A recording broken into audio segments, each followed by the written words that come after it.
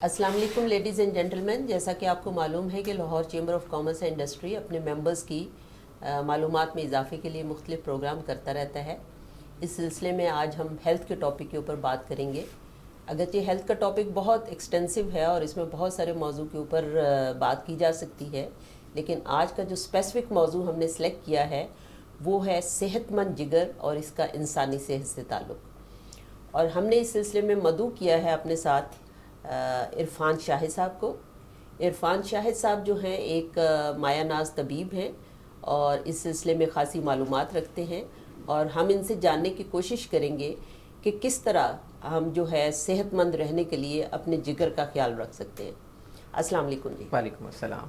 کیسے ہیں جی آپ؟ میں ٹھیک جی، الحمدللہ سب خیریت. عرفان صاحب، جیسا کہ ہم نے بھی بہت دفعہ دیکھا ہے کہ آج کل جب ہم ہاسپٹلز میں جاتے ہیں، ڈاکٹرز کے پاس جاتے ہیں، پرٹیکولرلی جو گیسٹرو انٹرولوجسٹ ہیں، تو ایک لمبی لمبی لائن لگی ہوتی ہے ان تمام پیشنٹ کی جو کہ جگر کے مسائل کے ساتھ آئے ہوتے ہیں.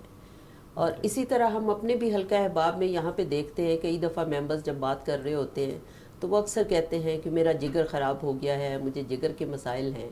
تو ہم نے سوچا کہ کیوں نہ ہم اپنی کچھ ایسی معلومات آپ سے بیٹھ کے ڈسکس کریں جو کہ ہم اپنے ممبرز تک پہنچائیں، کیونکہ صحت مند جگر جو ہے اگر نہیں ہے تو ظاہر ہے انسان یا دوائیوں کے اوپر رہتا ہے یا مسلسل وہ مختلف قسم کے مسائل سے شکار رہتا ہے. اور اگر ہیلتھ کے مسائل مسلسل چلتے ہیں تو نہ صرف یہ ایک بہت بڑا اکنامک برڈن ہے بلکہ انسان اپنا پراپرلی کام بھی نہیں کر سکتا جو ہے. کاروباری شخص کے لیے تو بڑا ضروری ہے نا کہ جی وہ صحت مند رہے اور اپنے کاروبار کو بہتر طور سے مینج کرے. تو اس سلسلے میں ذرا آج آپ ہمیں گائیڈ کیجئے کہ یہ جو لیور ہے یا جو جگر ہے، اس کے مسائل جو ہیں وہ زیادہ تر کیا ہیں، کیوں امپورٹنس ہے اس کی ہماری صحت میں جو ہے؟ بہت شکریہ میڈم شمیم، آپ نے انوائٹ کیا مجھے چیمبر کے پلیٹ فارم کے اوپر.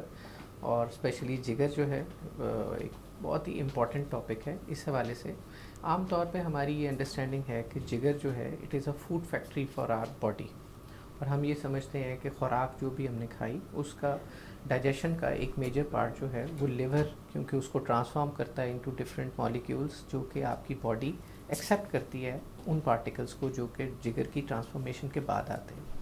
مگر اس کا ایک آپ نے کیونکہ یہ ذکر کیا کہ آج کل گیسٹرو انٹرولوجسٹ کے باہر اتنی لمبی لائن کیوں لگی ہوتی ہے، اور کیا آج سے کچھ 4-5 دہائیاں پہلے کیا جگر کے امراض اتنے ہی کوانٹم میں موجود تھے؟ تو اس کا جواب یہ ہے کہ جگر کا میٹابولزم کے ساتھ ایک دوسرا بڑا امپورٹنٹ کام جو ہے وہ ڈی ٹاکس کرنا ہے باڈی کو. دیکھیے، جب ہم خوراک کھاتے ہیں تو اس کے اندر ڈفرینٹ قسم کے کمپوننٹس ہوتے ہیں. اب اس کی ٹرانسفارمیشن ایک پارٹ ہے، اور اس میں سے آئسولیشن کرنا کہ اگر کوئی چیز خوراک نہیں ہے اس کو باہر نکالنا، یہ again it is part of liver job. یعنی اس کو میں یہ سمجھی ہوں کہ خوراک تو ہمارے لیے فائدہ مند ہے، لیکن اگر خوراک کے راستے کچھ ایسی چیزیں ہمارے جسم میں غلط قسم کی چلی گئی ہیں، کیمیکل یا ٹاکسنس، تو اس کو الگ کرنا بھی جگر کا ہی کام ہے. جی بالکل. اب آپ دیکھیں نا کہ اگر ہم آج اپنی روٹین کی ڈائٹ کو دیکھیں، مثال کے طور پہ ہم بریڈ کھاتے ہیں. جو بریڈ ہے اس کے اندر جو پریزرویٹو ہے وہ خوراک کا حصہ نہیں ہے، وہ اللہ تعالیٰ نے گندم کے ساتھ پیدا نہیں کیا، اس کو ہم ایڈ کر رہے ہیں اس بریڈ کی شیلف لائف کو مینٹین کرنے کے لیے. اسی طریقے سے آپ چکن کھاتے ہیں، آپ کے نالج میں ہوگا کہ چکن کی جو لائف ہے پاکستان میں، برائلر چکن کی بات کر رہا ہوں جو کہ ایک اسپیسیفک فیڈ کے اوپر ہوتا ہے، اس کو 40 ڈیز کے لیے AGPs یعنی اینٹی بایوٹک گروتھ پروموٹرز دیے جاتے ہیں. وہ اینٹی بایوٹک جو ہے وہ خوراک نہیں ہے، وہ دوا ہے. اور جس وقت آپ چکن کے ساتھ ایسی کوئی بھی چیز کھا رہے ہیں، اور ہماری میجورٹی اگر آپ لیفٹ رائٹ پہ دیکھیں جو ہمارا ڈائٹ پیٹرنس ہیں، اس میں میجورٹی جو ہے ان کے اندر اس طرح کے ڈائنگ ایجنٹس ہیں جیسے کلرز ہوتے ہیں، اسی طریقے سے پرزرویٹیوز ہیں، اور بہت ساری طرح کے کیمیکلز ہیں، فریگرنسز ہیں، اسینس ہیں، فلیورز ہیں. یہ سب چیزیں خوراک نہیں ہیں. اور ہماری لیور اور ہماری باڈی اتنی انٹیلیجنٹ ہے کہ وہ اس کو کلاسیفائی کرتی ہے ایز سیپریٹ سبسٹنس. اس کو اس نے علیحدہ کرنا ہے. اس کا مطلب یہ ہے کہ آج سے 40-50 سال پہلے کیونکہ خوراک کے پیٹرن فرق تھے، اس وقت لیور کے اوپر اس کی جو فنکشننگ ہے اس کے اوپر اتنا لوڈ نہیں تھا. آج کیونکہ لوڈ بڑھ گیا ہے، جس کی وجہ سے کیا ہو رہا ہے کہ اب لیور کے مسائل بڑھتے جا رہے ہیں.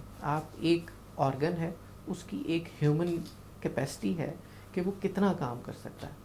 آپ نے اس کو اپنی روٹین کے فنکشن سے ہٹ کے بہت سارے ایسے کاموں کے اوپر لگا دیا جس کی وجہ سے الٹیمیٹلی وہ تھک جاتا ہے اور مسائل کا باعث بنتا ہے.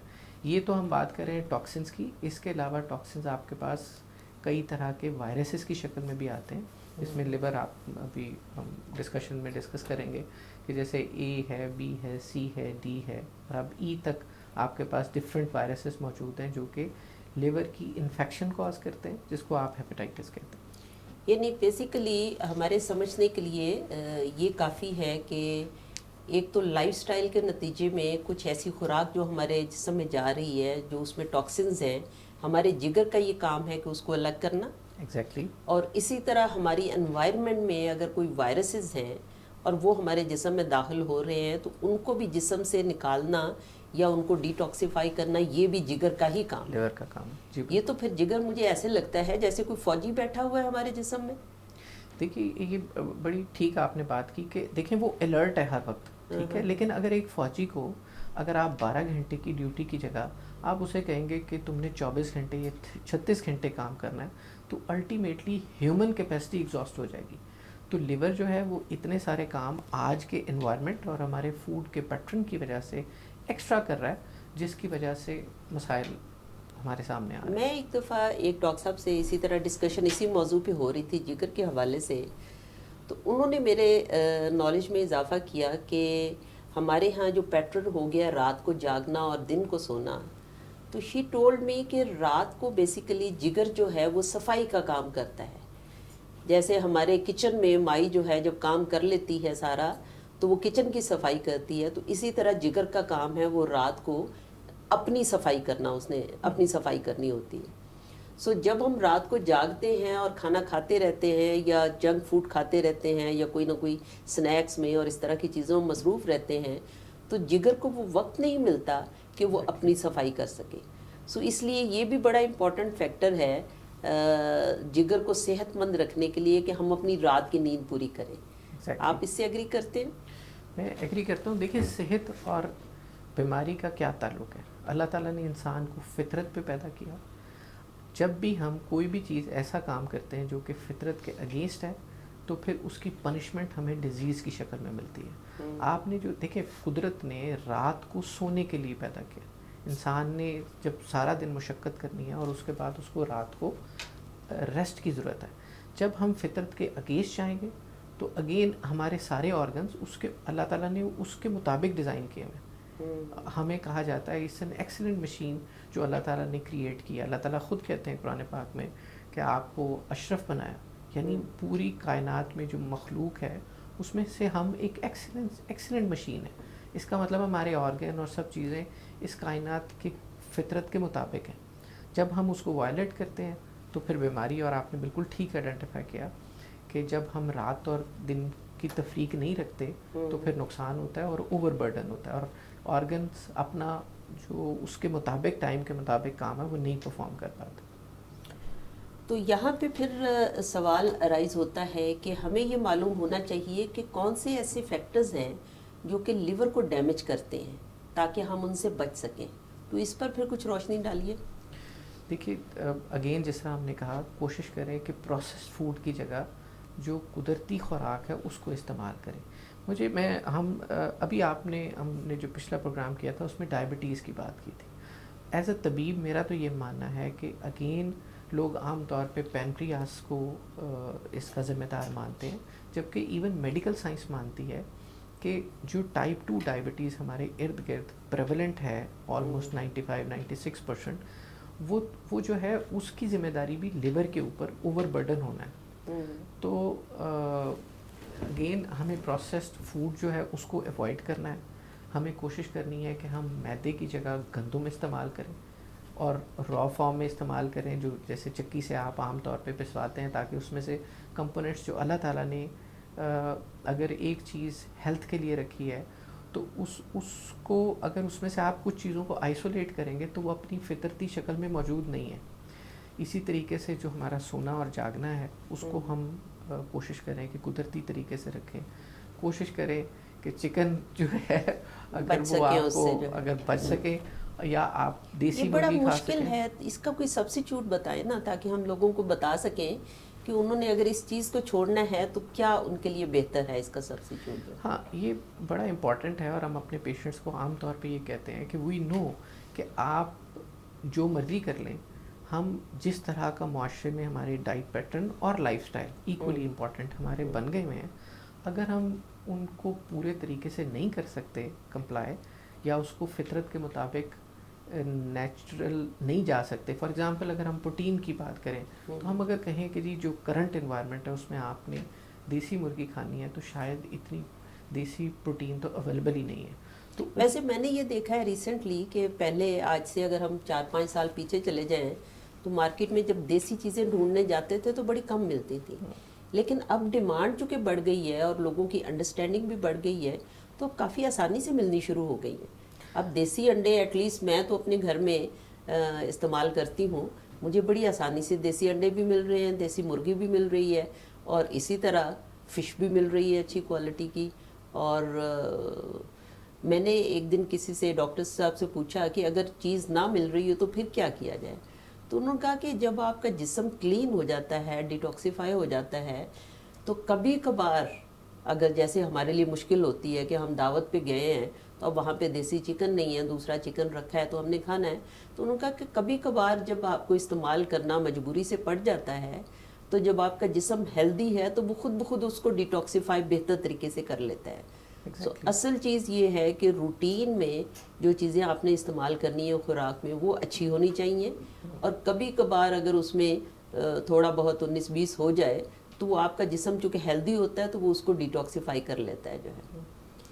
آپ ٹھیک کہہ رہی ہیں، لیکن اگر آپ اس کو ٹوٹیلٹی میں دیکھیں، ہم ایک نارمل ہمارے معاشرے کے اندر کوئی بھی ایک صاحب جو اپنی زندگی گزار رہے ہیں، ان کے اگر ڈائٹ پیٹرن کو دیکھیں گے نا، جب ہم ڈائبٹیز یا کسی اور لیور کے کسی پیشنٹ کو دیکھتے ہیں تو ہم یوزلی ان سے ان کا ڈائٹ پیٹرن پوچھتے ہیں. آپ اگر ان کو انالائز کریں گے تو عموماً آپ کو ان کے بریک فاسٹ سے لے کر رات تک ایز اے فزیشین مجھے اس میں اتنی ساری چیزیں نظر آتی ہیں جس کو مجھے مائنس کرنا تقریباً ممکن بھی نہیں نظر آتا کئی دفعہ. تو پھر آپ والا کوشچن ہے، پھر ایک پیشنٹ کیا کرے؟ اس انوائرمنٹ سے باہر نکل کے تو وہ رہ نہیں سکتا. تو اس صورت میں جو چیزیں آپ کے اختیار میں ہیں وہ لیور کو ڈیٹاکسیفائی کرنا ہے، اس کو سپورٹ دینا ہے، اس کو امپاور کرنا ہے. تو بہت ساری ہربس ایسی ہیں جو کہ لیور کو نہ صرف امپاور کرتی ہیں. ہم نے اگین بات یہ کی کہ جو لیور کی انفیکشن ہے اس کی ایک پرائمری کاز جو ہے وہ لیور کا اوور لوڈ ہونا ہے، کیونکہ اس کا ایک کام ٹاکسنس کو نکالنا ہے. تو اگر آپ اس کو ٹاکسنس کی کیپیسٹی کو کم نہیں کر سکتے، جو کہ نہیں کر سکتے میرے گمان میں، تو اس صورت میں کم از کم آپ لیور کو سپورٹ دے سکتے ہیں تھرو ویریس ڈیٹاکسیفیکیشن ایجنٹس. جیسے ہمارے طب میں شربت بزوری ہے، ابھی آپ جب موسم چینج ہو رہا ہے آپ نے دیکھا بہت سارے لوگ بزوری استعمال کریں گے. اسی طریقے سے لیپرو ہے یا کئی اور میڈیسنس ہیں جس کے تھرو آپ لیور کو سپورٹ دے سکتے ہیں کہ وہ اپنی لائف جو سپین ہے وہ پوری اور ہیلدی گزاریں. دوسرا، جیسے ہم نے کہا کہ فطرت سے دوری جو ہے وہ ڈیزیز کا نام ہے. اگین وہ شروع کیسے ہوتی ہے؟ ڈیزیز ہمارے پرسپیکٹو میں آپ کی باڈی کے اندر ایکومولیشن آف ٹاکسنس ہی ہوتی ہے. چاہے اکثر پھر یہاں پہ بات کر لیتے ہیں، ظاہر ہے ابھی تک تو ہم نے ذکر کیا کہ فیکٹرز کون سے ہیں جو ڈیمیجنگ ہیں، لیکن جب لیور ڈیمیج ہوتا ہے ون وے اور دی ادر تو پھر اکثر اس میں ہم نے جو جگر سے ریلیٹڈ بیماریوں کا سنا ہے اس میں یا تو ہم نے سنا ہے فیٹی لیور کا یا ہیپیٹائٹس کی بڑی بات ہوتی ہے. سو تھوڑا سا اس پہ آپ ہمیں گائیڈ کریں کہ مختلف قسم کی وائرل ہیپیٹائٹس کیا ہیں اور یہ فیٹی لیور کیا ہے، تاکہ اس سے پھر ہم آگے اس کی بات کریں ٹریٹمنٹ کی. بالکل دیکھیں، جو اگر آپ کامنلی دیکھیں اس وقت پاکستان میں پریولنس کی ہم بعد میں بات کر لیتے ہیں کہ وائرل ہیپیٹائٹس کتنی طرح کا ہے، لیکن عمومی طور پہ جو یہ ٹرم بہت زیادہ کامن ہو گئی ہے fatty liver, again it is an accumulation of fats in the liver. ٹھیک ہے، اب اس کو چیک آپ کیسے کرتے ہیں؟ یہ ایک کنفیوز ٹرم ہے. ہوتا کیا ہے کہ جب آپ آپ نے شروع میں بات کی کہ کون کون سی سمٹمز ہیں جس کی وجہ سے ہمیں اپنے لیور کو ہیلتھ کے پوائنٹ آف ویو سے مارکر بنانا چاہیے کہ ہمیں اس کا چیک کرنا چاہیے. اگین جب کسی کیس کے اندر آپ ڈاکٹر کے پاس جا کر الٹرا ساؤنڈ کرواتے ہیں تو اس صورت میں اس مشین کے اوپر وہ 2 پوائنٹس لگاتا ہے اور آپ کو بتاتا ہے کہ اتنے سینٹی میٹر سے یہ اگر بڑا ہوا ہے تو وہ نیچے ٹرمینالوجی میں اس کو فیٹی لیور کہہ دیتے ہیں. ہم طب میں یہ مانتے ہیں کہ فیٹی لیور جو ہے وہ 2 طرح کا ہے اور اس کو کلاسیفائی کرنے کی ضرورت ہے ان رسپیکٹ آف ٹریٹمنٹ. دیکھیں اگر ایک پیشنٹ کا آپ کو حجم زیادہ نظر آ رہا ہے, فار ایگزامپل وہ بلکی ہیں, اوور ویٹ ہیں, اور اس صورت میں آرگنز بھی سلائٹلی گرو کرتے ہیں, تو ایسی صورت میں اگر آپ نے مارک میں دیکھ لیا کہ یہ بڑا ہوا ہے حجم میں, کیونکہ الٹرا ساؤنڈ مشین میں صرف آپ کو اس کا سائز نظر آ رہا ہے, ٹھیک, تو آپ نے اس کو اگر فیٹی لیور لکھ دیا تو اس کا مطلب ہے کہ اگر وہ والیوم اپنے حجم کی وجہ سے ہے تو یہ ایک ڈفرینٹ ڈیزیز ہے جس کو ٹریٹ کرنے کی ضرورت ہے, ان کے فیٹس کو کم کرنے کی ضرورت ہے, ان کے لائف سٹائل کو چینج کرنے کی ضرورت ہے. لیکن اگین اگر کوئی پیشنٹ آپ کو نظر آ رہا ہے کہ وہ اپنی نارمل بی ایم آئی کے مطابق ہیں اور اس کے باوجود ان کا جو لیور کا والیوم ہے بڑا ہوا ہے اور اس کے اوپر سکارز ابھی نہیں ہیں, تو پھر ہمیں ان کو کراس چیک کرنا چاہیے in terms of viral infection. Reason وجہ یہ ہے کہ جب انیشیلی انفیکشن ہوتی ہے اور سکارز نہیں بھی ہوتے ہیں ہیپیٹائٹس سی اور بی میں پرٹیکولرلی, تو اس صورت میں بھی یہ انفیکشن لیور کو سلائٹلی سائز میں انکریز کرتی ہے. فار ایگزامپل اگر آپ کے یہاں ایک اسکن کے اوپر آپ ایک اسکریچ لگا دیں کسی نیل سے یا کسی چیز سے, تو اس صورت میں آپ نے دیکھا ہے کہ یہ انفیکشن کے بعد یہاں سویلنگ ہو جاتی ہے.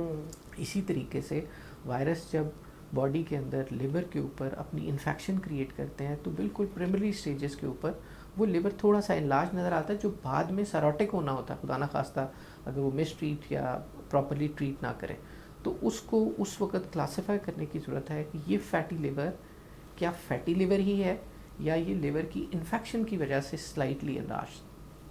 سو بیسیکلی جو لیور ڈیمیج ہے کسی نہ کسی فارم میں, اس کی 2 بڑی قسمیں ہیں ہمارے سامنے. ایک تو وائرل ہیپیٹائٹس کی صورت میں, اور دوسرا لائف سٹائل کے نتیجے میں فیٹی لیور ہونا.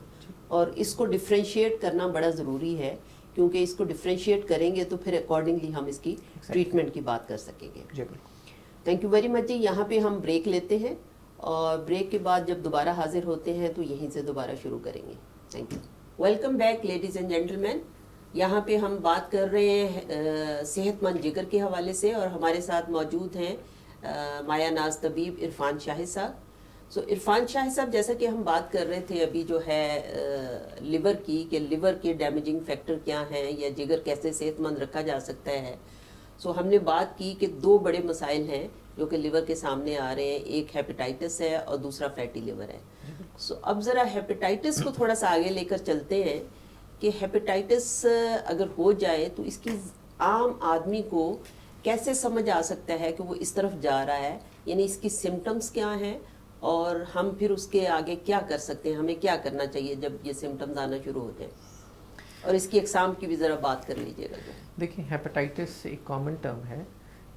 ہیپا سے مراد ہم لیور کو کہتے ہیں, اور ٹائٹس کسی بھی آرگن کی انفیکشن کا نام ہے. جب آرگن کے اندر انفیکشن آتی ہے تو وہ ڈفرینٹ قسم کے سمٹمز آپ کی باڈی کے اندر آتے ہیں. اور میں ہمیشہ کہتا ہوں کہ اللہ تعالیٰ نے انسان کو ایک ایسی ایکسلنٹ مشین بنایا جس کے اندر KPI کی پوائنٹ انڈیکیٹرز رکھے ہوئے ہیں کہ جب کوئی پرابلم شروع ہوتی ہے تو اس صورت میں علامات آپ کو واضح ہوتی ہیں, اور یہ ایک حساس بندے کے اوپر ہے کہ وہ کتنی ارلی اس کو آئیڈینٹیفائی کر کے اپنے فزیشین کے ساتھ کراس چیک کریں, تاکہ جتنی جلدی آپ کسی بیماری کو پکڑ لیں گے آپ اس کو روک سکتے ہیں اور اچھے طریقے سے ٹریٹ کر سکتے ہیں. اور اسپیشلی لیور کے کیس میں خدا نہ خواستہ جس کا لاسٹ مائل سٹون جو ہے وہ کینسر ہے, تو ہمیں اور زیادہ ویجیلنٹ اور الرٹ رہنا چاہیے کسی بھی طرح کے سمٹمز کے حوالے سے.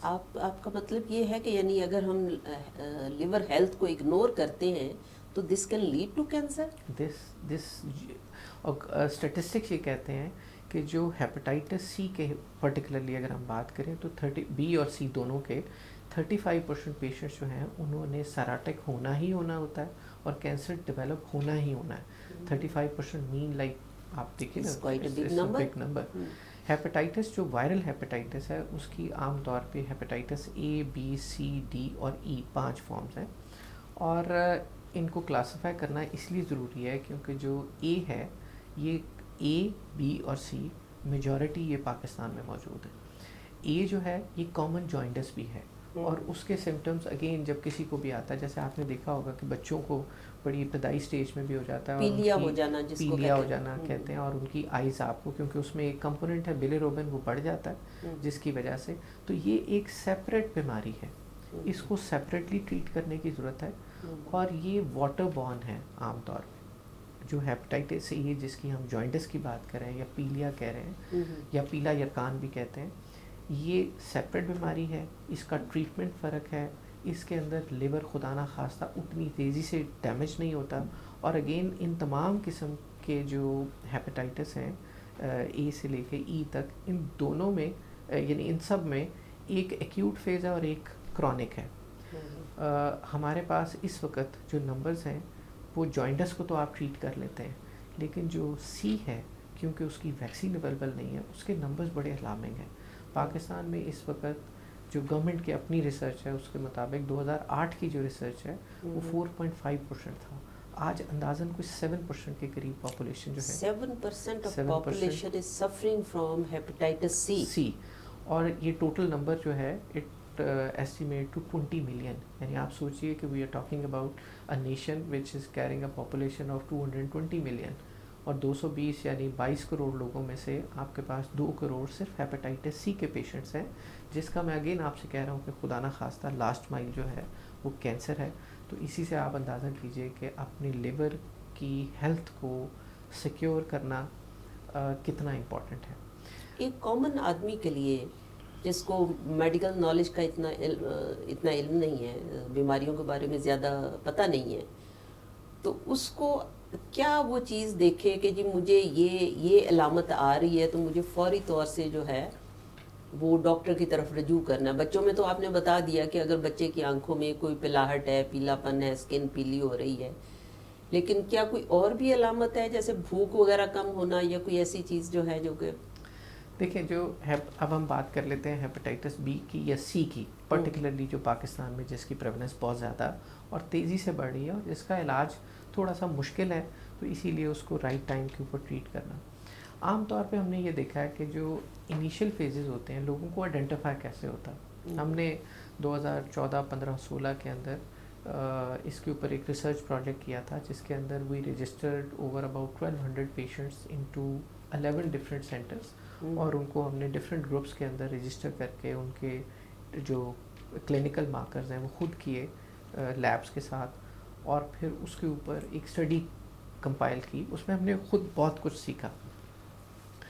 کوشچن یہ ہے کہ زیادہ تر لوگوں کو جب وائرل ایکسپوجر ہوتا ہے، پہلی چیز تو یہ ذہن میں رکھیں کہ بی اور سی بلڈ بورن ڈیزیزز ہیں، اور یہ گندے پانی سے نہیں ہوتی۔ یہ ایک عجیب قسم کی کنفیوژن ہے، اور میں کئی دفعہ کئی پلیٹ فارمز کے اوپر جب ہم کئی ڈاکٹر حضرات کے ساتھ بات کر رہے ہوتے ہیں، تو وہ میں نے ایک صاحب کا میں نام لیے بغیر کرتا ہوں، ویری ریناؤنڈ گیسٹرنٹرولوجسٹ، تو ہم ان سے جب بات کر رہے تھے تو انہوں نے ایسے، میں نے کہا جی ہیپیٹائٹس سی کے اوپر وی آر ورکنگ اور اس کی پریولنس اتنی بڑھ گئی ہے، انہوں نے کہا ہاں جی وہ دیکھیے نا پانی بھی تو ہمارے یہاں معاشرے میں ٹھیک نہیں، گندا پانی ملتا ہے۔ آئی واز اسٹنڈ کہ آپ پہلے کلاسیفائی تو کریں کہ یہ ہوتا کیسے ہے، اس جنرل پرسیپشن کو آپ نے جوائنٹس کے ساتھ اس کو کنفیوز نہیں کرنا۔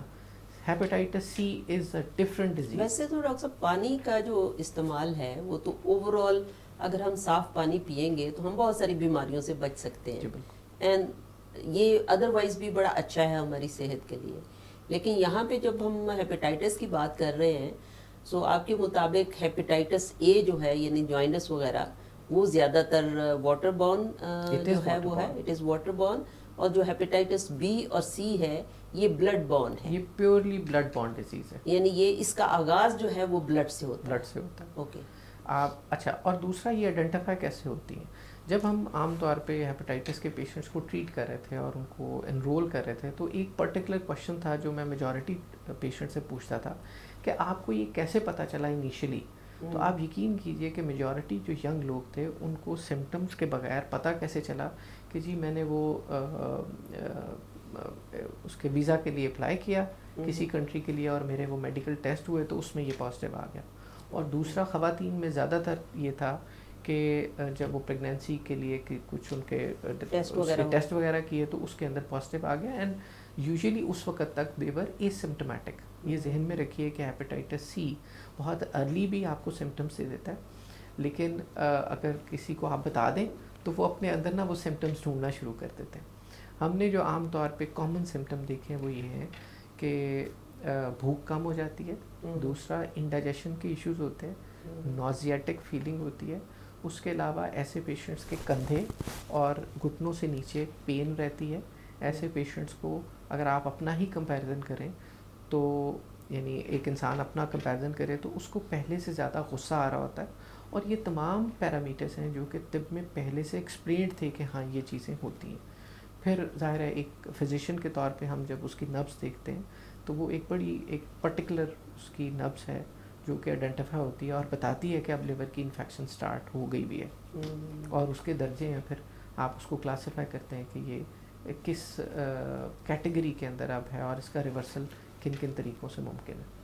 ویسے تو ڈاکٹر صاحب یہ جو سمٹمز آپ نے بتائیں, بھوک کم ہونا, بہت زیادہ غصہ آنا, کندھوں وغیرہ میں درد رہنا, اور جو ہے یہ بہت ساری اور بیماریوں کی بھی سمٹمز ہو سکتی ہیں, تو ڈیفینیٹلی یہ بڑا ضروری ہے کہ اگر سمٹمز جو ہے وہ زیادہ آ رہی ہیں اور فریکوینٹلی آ رہی ہیں تو اس کو ڈفرینشیٹ کرنا بڑا ضروری ہے, اور کنسلٹ کرنا بڑا ضروری ہے تاکہ پتہ یہ چلے کہ یہ واقعہ ہی جگر کی بیماریوں کی وجہ سے تو نہیں ہے, جگر کی پرابلم کی وجہ سے تو نہیں ہے. دیکھیں اگر آپ ان سیٹ آف سمٹمز کی بات کریں گے تو ہمارا ماننا یہ ہے کہ یہ لیور کی ہی پرابلم ہے.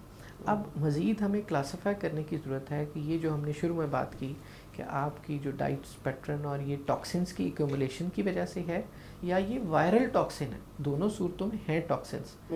اگر یہ وائرل ٹاکسنس ہیں تو اس صورت میں ظاہر ہے آپ جو آپ نے کلاسیفیکیشن کی بات کی وہ ایک سادہ سے ٹیسٹ ہیں, جیسے آپ اینٹی باڈی کا ٹیسٹ کروائیں جو کہ کامنلی ہے ہر لیب کرتی ہے, تو آپ کو بی اور سی کا کم از کم کروا لینا چاہیے if you are facing any such symptoms all together. اور اس کے بعد آپ کو کم از کم یہ کلیئر ہو جائے گا کہ یہ وائرل نہیں ہے, تو اس صورت میں آپ اپنے لیور کو ڈیٹاکس کیجئے تو یہ سمٹمس ٹھیک ہو جائیں گے انشاءاللہ. اور اگر یہ وائرل ہے تو پھر ظاہر ہے اس کا ٹریٹمنٹ روڈ میپ ڈفرینٹ ہے. اوکے ڈاکٹر صاحب, اب ہم آ جاتے ہیں ٹریٹمنٹ کی طرف. یعنی ایک پیشنٹ کو پتہ چل گیا کہ اس کو سمٹمس ہیں, اور اس کو سمٹمس ڈیفینیٹلی ایسی ہیں کہ آئیدر اس میں ہیپیٹائٹس اے ہے, بی ہے, سی ہے, یا جو بھی جو ہے, سو ہی از ہیونگ لیور پرابلم. تو ہمارے پاس کیا آپشن ہے کہ ہم کوئی بھی میڈیسن یوز کرنے سے پہلے اپنے لیے کیا کر سکتے ہیں, یعنی اپنی لائف سٹائل میں کیا تبدیلیاں لا سکتے ہیں, اور اس کے بعد جب ہم ٹریٹمنٹ کی بات کرتے ہیں تو کیا آپشنز اویلیبل ہیں ہمارے پاس. دیکھیے اگین ہم نے اگر کلاسیفائی کر لیا کہ یہ ٹاکسنس جو ہیں وہ نان وائرل ہیں, تو اس صورت میں آپ اگر خوراک میں تھوڑی سی تبدیلی کر لیں تو عین ممکن ہے کہ آپ اس کو ریورس کر سکتے ہیں اور دوائی کے بغیر بھی گزارا کر سکتے ہیں. فار ایگزامپل آپ کی خوراک کے اندر جو بیلنس ہے بٹوین پروٹین ڈائٹ یعنی گوشت اور انڈا اور سبزیاں, اگر آپ اس کو 80-20 کر لیں, یعنی 80% بینگن اور کریلے کو چھوڑ کر, یعنی باقی جتنے بھی ہیں جیسے کدو ہے, توری ہے, ٹینڈے ہیں, مولیاں ہیں, شلجم ہیں, گاجریں ہیں, مٹر ہیں, اللہ تعالیٰ نے بے تحاشا چیزیں ایسی رکھی ہیں جو کہ اٹ سیلف ڈیٹاکسیفائی کرتی ہیں. تو اگر آپ اپنی خوراک کو یعنی پرپورشنیٹلی ٹلٹ کریں towards a more vegetarian diet تو اس صورت میں لوڈ کم ہو جاتا ہے اور اس کے بعد آہستہ آہستہ ٹاکسنس نکلنے شروع ہو جاتے ہیں. کیا اس میں پھلوں کا بھی کوئی رول ہے؟ جی, پھل جو ہیں اس میں ہم جو منع کرتے ہیں وہ کھٹے پھل ہیں. یعنی اگر آپ موسم ہے جیسے ابھی سٹرس کا آئے گا, اس کی بجائے آپ نے کوشش کرنی ہے کہ اچھی طرح جو رائپ, چاہے وہ رائپ بنانا ہے, چاہے وہ رائپ مینگو ہے, رائپ فروٹ جو ہیں, اسٹرابری جیسے ہم منع کرتے ہیں, ہم سٹرس منع کرتے ہیں, لیکن سٹرس میں اگین موسمی فائدہ دے گی, اور اگر آپ اورنج لیں گے تو وہ کسی حد تک نقصان دے سکتی ہے فروٹس میں. اوکے, سو جنرل رول ایک عام آدمی کے لیے یہ ہے کہ اگر اس کو جگر کا کوئی بھی مسئلہ ہے, وائرل ہیپیٹائٹس وغیرہ, تو اس میں اس کا رجحان زیادہ اپنی خوراک میں سبزیاں شامل کرے, پروٹین کی مقدار کم کرے, اور اسی طرح پھلوں کا استعمال جو ہے وہ زیادہ کرے ایکسیپٹ سٹرس فروٹ. یہ نان وائرل کی ہم بات کر رہے ہیں. نان وائرل, جو وائرل ہے اس کے لیے آپ کو آل دو کہ ڈائٹ پیٹرن اسی طرح کے سملر ہوتے ہیں، لیکن اس میں آپ کو کلاسیفائی کرنا پڑتا ہے کہ ہیپیٹائٹس سی کی کون سی سٹیج ہے. دیکھیں یہ وائرس جو ہے اس کے گرد ایک پروٹین کا شیل ہے، ٹھیک ہے نا. ہوتا کیا ہے کہ عام طور پہ جب آپ کو آئیڈینٹیفائی ہو جاتا ہے کہ جی یہ ہیپیٹائٹس سی، پہلی چیز تو یہ ہے کہ ٹیسٹ کو سمجھنا بہت ضروری ہے. ہمارے یہاں کیا ہو رہا ہے کہ ہم نے کل پرسوں جب آپ سے بات کر رہے تھے تو بڑے رناؤنڈ کے انٹرولوجسٹ جو ہیں ان کا ہم نے دیکھا کہ بغیر کلاسیفائی کیے، کنفرم کیے کہ یہ پیشنٹ واقعی ہیپیٹائٹس سی کا پیشنٹ ہے، میڈیسن شروع کر دی جاتی ہیں. اس کو اسکرین آؤٹ کرنے کی ضرورت ہے. دیکھیں جو پہلا ٹیسٹ آپ کرتے ہیں نا وہ اینٹی باڈی کا ٹیسٹ ہے. Antibodies are your immunity particles جو کہ کسی وائرل ایکسپوجر کے بعد جنریٹ ہوتے ہیں. اب یہ وائرس نہیں ہے. اگر کسی کے اندر اینٹی باڈی پازیٹیو آ گئی ہیں، اینٹی ایچ سی وی کا جو ٹیسٹ کرواتے ہیں، تو یہ عین ممکن ہے، اور سائنس میڈیکل سائنس یہ بتاتی ہے کہ 20% جو پیشنٹس ہوتے ہیں ان کے اندر پی سی آر کوانٹیٹیو جو کہ وائرس کی تعداد کا ٹیسٹ ہے، P C R quantitative for hepatitis C اگر آپ کریں گے تو وہ ایگزیکٹ آپ کو بتا دے گا کہ جی آپ کے باڈی کے اندر وائرس کی تعداد کتنی ہے. آئی یو میں یہ یونٹس ہوتے ہیں. اب کوشچن یہ ہے کہ وہ اگر 100% یعنی 100 پیشنٹس کو ایکسپوجر ہوا ہے ہیپیٹائٹس سی کے وائرس کا، سب کا اینٹی باڈی کا ٹیسٹ پازیٹیو آئے گا، لیکن عین ممکن ہے کہ اس میں 20% پیشنٹ جو ہیں ان کے اندر وائرس خود بخود ختم ہو گیا ہو.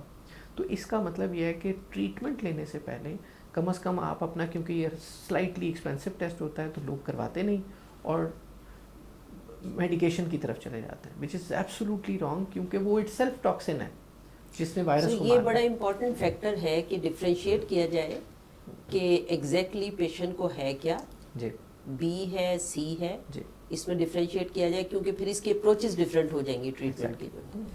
سو اپروچز کیا ہیں، ٹریٹمنٹ آپشنس کیا ہیں ہمارے پاس اویلیبل جو ہے؟ دیکھیں ہم تو طب کی بات کریں گے، اور طب کے اندر ہیپیٹائٹس بی پاکستان میں لیس پریولنٹ اس لیے ہے کیونکہ اس کی ویکسین موجود ہے، اور ہیپیٹائٹس سی جو ہے اس کی کیونکہ جینو ٹائپس ہیں اور اس کی فردر ٹائپس ہیں، تو اس کی وجہ سے ابھی تک اس کی ویکسین موجود نہیں ہے. اور کیونکہ ہم پریونشن پہ اتنا ویجیلنٹلی نہیں کام کر پائے، جس کی وجہ سے یہ، اور کیونکہ بلڈ بورن ہے تو یہ پھیلتا جا رہا ہے. میل سے فیمیل کو ہو سکتا ہے، یوزڈ انجیکشنز جو ہیں اس سے ہو سکتا ہے.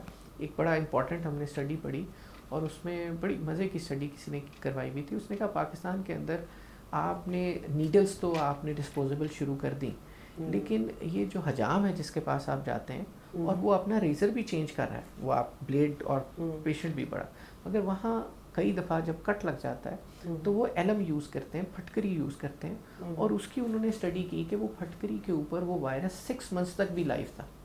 تو اب ہوتا یہ ہے کہ اگر کسی کو ایک دفعہ یعنی کٹ لگا، آپ نے لگایا، اور if he is hepatitis C patient, اور آپ نے وہی پھٹکری اگر مہینے کے بعد بھی کسی اور کو لگائی ہے اس کٹ کے لیے، تو وہ ٹرانسفر ہوگا. تو ہمیں اس کا خیال ضرور کرنا ہے. یعنی جنرل ہائیجین یا لائف میں یہ بھی بڑا ضروری ہے ہیپیٹائٹس سی سے بچنے کے لیے جو ہے. جی بالکل. اور ہمارے ہاں تو ایک بڑا طبقہ جو ہے وہ عام ایسے حجام کے پاس جاتا ہے، مڈل کلاس جو ہے یا لوور مڈل کلاس، جہاں پہ شاید یہ ہائیجینک انوائرمنٹ اتنی نہیں ہوتی جو ہے، اور وہ ایک رف طریقے سے اپنے طریقے استعمال کر رہے ہوتے ہیں حجامت کے دوران جو ہے. سو اس لحاظ سے یہ بھی بڑا ضروری ہے to protect yourself against hepatitis C. جی بالکل. آپ نے ٹریٹمنٹ کی بات کی، ایلوپیتھک اس کو ڈفرینٹلی ٹریٹ کر رہا ہے. ہیپیٹائٹس بی سی کے لیے آج سے کچھ سال پہلے تک 2016-17 سے پہلے تک انٹرفیرون کے انجیکشنز لگتے تھے. آج ایک اینٹی وائرل ڈرگ نے اس کو ریپلیس کیا، لیکن یہ سمجھنے کی ضرورت ہے کہ وہ antiviral drug as per Gilead جو کمپنی اس کو جو جس کے پیٹنٹس جس کے پاس رائٹ ہے، سوالڈی جس کا نام ہے، سوفوسوبی ویر اس کے سالٹ کا نام ہے، اس میں یہ لکھا ہوا ہے کہ آپ اگر کسی کا لیور سروٹک ہے یا اب اس کے ایل ایف ٹیز جو ہیں جو لیور فنکشن ٹیسٹ ہے اس کے مارکرز ڈسٹرب ہیں، تو اس صورت میں یہ اینٹی وائرل دوا نہیں دینی ہے، کیونکہ یہ مزید خراب کرے گی. ہمارے یہاں کیا ہو رہا ہے کہ آپ نے بغیر اس کو انویسٹیگیٹ کیے عام طور پہ ایک اسٹینڈرڈ ٹریٹمنٹ کے طور پہ اس کو دینا شروع کر دیا. ہم طبی پرسپیکٹیو کی بات کرتے ہیں. طب کے اندر اس کا جو ٹریٹمنٹ ہے وہ بی اور سی کے لیے کامن ہے. وہ کامن ٹریٹمنٹ جو ہے وہ لیور امپاورمنٹ کے اوپر بیس کرتا ہے. ہم 3 چیزیں کہتے ہیں. پہلی چیز آپ نے تھوڑا سا لائف اسٹائل اپنے اسٹریس کو آف لوڈ کرنا ہے, اس کی ٹیکنیکس ہیں اور اس کے لیے خوراک بھی اکارڈنگلی سجیسٹ کی جاتی ہے تاکہ آپ کم از کم فوری طور پہ یہ جو اسٹریس اور غصے میں اور اس کی کانسیکوینسز ہیں اس سے ریلیف ہو جائیں. تو سمٹم جب کسی کو ریلیف ہو جاتے ہیں, اس کی ڈائجیشن ٹھیک ہو جاتی ہے, تو اس کی کمپلائنس ٹو دا ٹریٹمنٹ بہتر ہو جاتی ہے. اس کا مطلب ہے وہ ان کو جب انیشیلی ریلیف ملے گا تو وہ آپ کے ٹریٹمنٹ پلان کے اوپر دے آر مور ریسیپٹیو کہ ہاں مجھے اس کو اڈاپٹ کرنا ہے. عام طور پہ 3 سے 6 مہینے لگتے ہیں, جس کے اندر وائرل لوڈ آہستہ آہستہ بتدریج کم ہوتے ہوتے ختم ہو جاتا ہے. لیکن دوسری طرف جو لیور کے مارکرز ہیں, دیکھیے لیور آپ کو کلاسیفائی کرنے کی ضرورت ہے کہ کیٹیگریز آف پیشنٹ کون کون سے ہیں. پہلا پیشنٹ وہ ہے جس کا چیلنج, ہیلتھ چیلنج صرف وائرل لوڈ ہے, ایک آ گیا. دوسرا ٹائپ آف یا کیٹیگری آف پیشنٹ وہ ہے, یہ ہم ڈیزیز پروگریشن کے اینگل سے کہہ رہے ہیں, جس کو اب ایل ایف ٹیز اگر آپ ان کے کروائیں گے تو اس صورت میں ایل ایف ٹیز میں ای ایل ٹی اور اے ایس ٹی جو ہیں وہ ریمارکیبلی عام طور پہ 40-50 کی رینج میں ہونے چاہیے, وہ دونوں بڑے ہوئے ہوتے ہیں. تیسری کیٹیگری وہ ہے پیشنٹس کی جس کے اندر اب لیور کے مارکرز یا لیور کے انزائمز تو بڑے ہوئے ہی ہیں, لیکن اس کے پیرلل کے اوپر اگر آپ ان کا الٹرا ساؤنڈ کریں گے تو اس صورت میں اس کے اوپر اب آپ کو سکارز نظر آنے شروع ہو جائیں گے. چوتھی کیٹیگری ہے جس کے اندر خدا نخواستہ اگر یہ مس ٹریٹ ہوتے ہیں یا آپ نے بلا سوچے سمجھے ایلوپیتھک وہ ٹریٹمنٹ دیا جو کہ اینٹی وائرل ہے, جو کہ لیور انفیکشن میں نہیں دینا تھا, تو اس صورت میں سیریس سمٹمز آنے شروع ہو جاتے ہیں, جس کے اندر لیور سیروٹک یعنی سکڑنا شروع ہو جاتا ہے, پیٹ میں پانی پڑنا شروع ہو جاتا ہے جس کو ہم اسائٹیز کہتے ہیں, اور یہ 4تھ کیٹیگری ہے. اگر اس کو بھی خدا نخواستہ آپ نے ٹالریٹ کیا یا کسی وجہ سے مس ٹریٹ ہوئے تو اس صورت میں 2 کیسز ہیں. ہم نے جو 2 طرح کے پیشنٹس دیکھے ہیں, کچھ پیشنٹس ہیں جن کے اندر یہ ایچ سی سی یعنی ہیپیٹو سیلولر کارسینوما کینسر کی ایک فارم بن جاتی ہے, اور دوسرا سرپرائزنگلی ہم نے کچھ پیشنٹس ایسے دیکھے جن کے اندر جب ایسائٹیز ڈیولپ ہوتی ہے اور لیور شاید کئی اور ریزنس کی وجہ سے, تو دیکھیے یہ ایک گدلا سا پانی ہے جو کہ لیور کے گرد اکٹھا ایکومولیٹ ہوا ہوا ہے, تو اس کو ہم کہتے ہیں لیور ڈیکمپنسیشن. ایک پیشنٹ ہے جس کو ہم ابھی ٹریٹ کر رہے ہیں, میں آپ رپورٹس جب ویڈیو اپلوڈ ہوگی اس پہ شیئر کروں گا. تو عام طور پہ یہ مانا جاتا ہے کہ لیور ڈیکمپنسیشن کے اندر 1 سے 3 سال میکسیمم لائف ہے, اور اس کا ریورسل جو ہے, اچھا جس پیشنٹس کی میں آپ سے بات کر رہا ہوں وہ پی کے ایل آئی میں آلریڈی انڈر ٹریٹمنٹ ہیں, اور انہوں نے ان کو یہ کہا ہے کہ جی آپ لیور ٹرانسپلانٹ کی طرف جائیں, دیر از نو ادر سولوشن. اور لیزکس ان کو کنٹینیوسلی جاری تھی پچھلے 1-1.5-2 مہینے سے. ہم نے وہ لیزکس بھی بند کی, اور اس میں L F Ts, bilirubin, gamma G T especially marker ہے جس کو عام طور پہ اگنور کیا جاتا ہے. اس کے علاوہ ایک بڑا امپورٹنٹ مارکر ہے جو کہ آپ کو بتاتا ہے کہ اب لیور کتنا ڈیٹیریٹ ہو رہا ہے, وہ ای ایف پی ہے. الفیٹو پروٹینز ہیں جو کہ آپ کو یہ بتاتی ہیں کہ اب یہ خدا نخواستہ ڈیکمپنسیشن کی کون سی سٹیج ہے, اور اگلی سٹیج کے اوپر پھر یہ بلیڈ کر سکتے ہیں یا اور مسائل کا باعث بن سکتے ہیں. تو وہ 1-1.5 مہینے میں بھی ریورسل کی طرف چلے جاتے ہیں. تو میں تو آپ سے اس دن شیئر کر رہا تھا, ہم تو ڈرائیو سے بات کر رہے ہیں کہ بھائی اگر اس طرح کی میڈیسنس ہیں موجود تو ہم کیوں نہیں دنیا کے سامنے, اور دنیا کا چیلنج ہم سے بڑا ہے. دیکھیے لیور کا چیلنج ہمارے یہاں وائرل زیادہ ہے, باقی دنیا کے اندر جو چیلنج ہے وہ الکوہلک جو سیروٹک ہے وہ اور بڑا چیلنج ہے.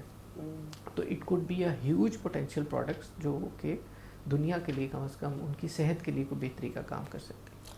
سو میں یہ سمجھی ہوں کہ یہ بڑا ضروری ہے کہ جب یہ آپ کو پتہ چل جائے کہ بیماری جگر کی طرف جو ہے وہ بڑھ رہی ہے اور یہ وائرل ہیپیٹائٹس ہے, تو اس میں ڈفرینشیٹ کیا جائے کہ یہ کون سے والا ہیپیٹائٹس ہے تاکہ اس کے مطابق رجیم ٹریٹمنٹ سلیکٹ کی جائے. اور جب رجیم ٹریٹمنٹ کی باری آتی ہے تو parallel to allopathic treatment herbal treatment ایسی افیکٹو موجود ہیں جو کہ فوکس کرتی ہیں لیور ہیلتھ کے اوپر. جی بالکل, یعنی وہ لیور کو سپورٹ کے طور پہ لیور کی ہیلتھ کو بہتر کرتے ہوئے ٹریٹمنٹ کرتی ہیں جو ہے. اور آپ کا کہنا یہ ہے کہ ہم ان چیزوں کے اوپر فوکس کرتے ہوئے ہم اس بیماری کے اوپر, اس چیلنج کے اوپر جو ہے وہ کافی حد تک قابو پا سکتے ہیں. الحمدللہ. جی بالکل. سو اس سلسلے میں آپ کی کیا سجیشن ہوں گی کہ جو ہے کیا کیا جائے تاکہ جو ہے زیادہ سے زیادہ معلومات جو ہے وہ لوگوں تک پہنچے اس ٹریٹمنٹ کے بارے میں, اور جو ہے ہم اس بیماری کے اوپر جو کہ ایک چیلنج بنا ہوا ہے ہیپیٹائٹس سی اور بی جو ہے ہم اس کے اوپر اوور کم کر سکیں جو ہے.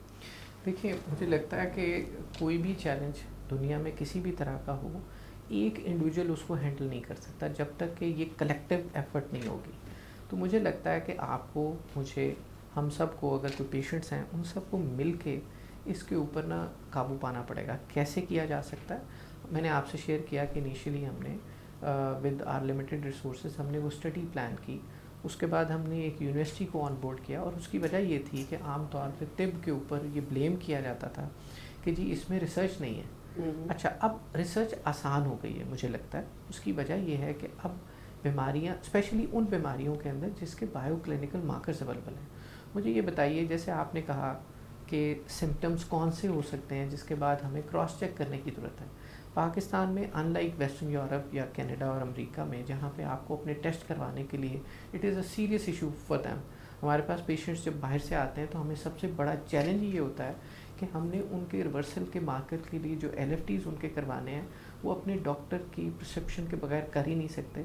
جبکہ یہاں پاکستان میں آپ کے پاس فی الحال تک یہ سہولت موجود ہے کہ آپ اپنے GP کے ساتھ ان سے لکھوا کر یا ویسے بھی اگر آپ کسی لیب کے اندر جا کر کہیں کہ جی میرے LFTs کر دیں تو ایک اس کے ظاہر ہے ریفرنس مارکرز بھی موجود ہیں. اگر کسی کا ALT اور AST بڑا ہوا ہے ریگارڈلیس کہ وہ وائرل ہے یا نہیں ہے دونوں صورتوں میں اس کا مطلب یہ ہے کہ لیور کا جو اوور ورک ہے وہ آلریڈی آئیڈینٹیفائڈ ہے.